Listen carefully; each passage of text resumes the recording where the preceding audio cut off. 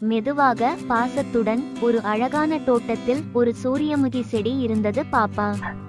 சூரியகாந்தி அது தன்னுடைய மஞ்சள் நிற பூக்களாலே பெருமைப்பட்டு கொண்டிருந்தது. அதற்கு பக்கத்தில் ஒரு சிறிய அலோவேரா செடி வளர்ந்து கொண்டிருந்தது. மூலிகை அது பச்சை நிறம், கொஞ்சம் முள் கொண்டது, ஆனாலும் நன்றாக அமைதியாக இருந்தது. அந்த அலோவேராவை பார்த்து கேலி செய்தது. உனக்கு பூக்களே இல்லையே, நீ எவ்வளவு சலிப்பானவள் என்று சிரித்தது. ஆனா அலோவேரா அமைதியா இருந்தது, எதையும் சொல்லல. ஒரு கடும் கோடைக்காலம் வந்துச்சு பாப்பா. சூரியன் மழை வரல, நிலம் வறண்டு போச்சு. சூரியமுகி மெதுவாக வாடத் தொடங்கிச்சு. அதன் இலைகள் உலர்ந்தன, பூக்கள் கீழே விழுந்தன. அப்போ அது அலோவேராவை பார்த்தது. அலோவேரா இன்னும் பசுமையாக புன்னகையோட இருந்தது. மூலிகை சூரியமுகி ஆச்சரியமா கேட்டது, அலோவேரா, நீ இப்படி பசுமையாக இருக்கே எப்படி?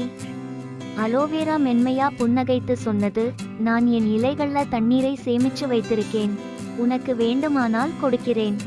அலோவேராவின் நல்ல மனசை கண்டு சூரியமுகி வெட்கப்பட்டது. அது மெதுவாக சொன்னது, மன்னிச்சு விடு அலோவேரா, இனிமேல் யாரையும் தோற்றத்தால மதிக்க மாட்டேன். அந்த நாள் முதல் சூரியமுகியும் அலோவேராவும் நெருங்கிய நண்பர்களா ஆனாங்க. சூரியகாந்தி கைகுலுக்கல் மூலிகை தோட்டம் மீண்டும் பசுமையா மலர்ந்தது பாப்பா. வானவில்